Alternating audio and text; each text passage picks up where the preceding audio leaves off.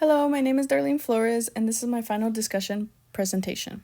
So out of all the learning strategies, I decided to focus on the SQ3R reading strategy, which is one of the 3 strategies learned in our class. And this strategy is used for larger readings that you need in order to break down in order to comprehend the material better.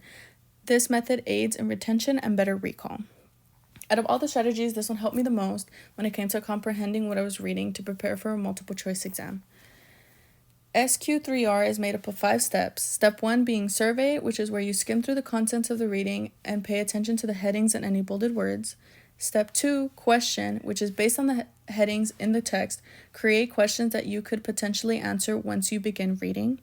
Step 3 being read, which is where you actively annotate the reading, and as you are reading, stop when you find the answer to the question you made in the previous step. Step 4, recite, which is when you read the questions out loud to the questions when you read the answers to the questions you made out loud.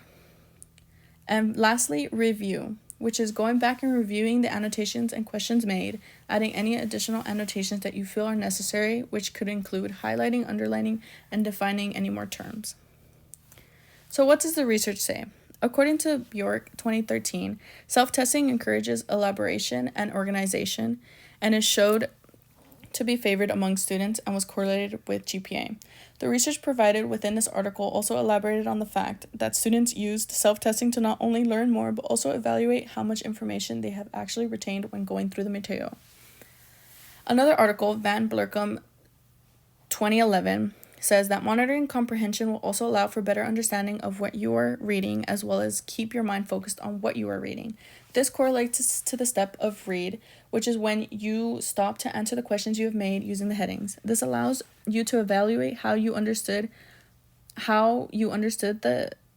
what you had read and be able to use that to answer your questions. Reciting information out loud and rereading are also important in monitoring how much of the information you actually understood and retained. How was it applied? The SQ3 strategy was applied to my psychology textbook readings, as they were the largest readings I had. The readings ranged from 22 pages to about 40 pages long, and occasionally some being over 40 as well. Since this strategy broke down the readings into manageable chunks for me, I was able to comprehend the material more efficiently. I needed to understand concepts from the reading in order to prepare for multiple choice exams. My recall had improved quite a bit after following the strategy step by step and doing the readings in chunks. Before utilizing the strategy, my first exam score for psych was a 70%, which is not the worst, but obviously there was room for improvement. Upon completing each step of the strategy for the readings after the exam I had scored an 84%. I would say that overall the strategy helped me achieve better retention and comprehension of the material that I needed to know.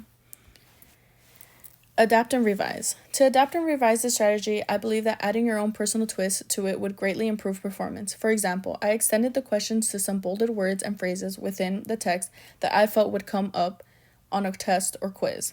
Including these words helped me improve my retention, as it was something that I had already known worked for me when studying for material.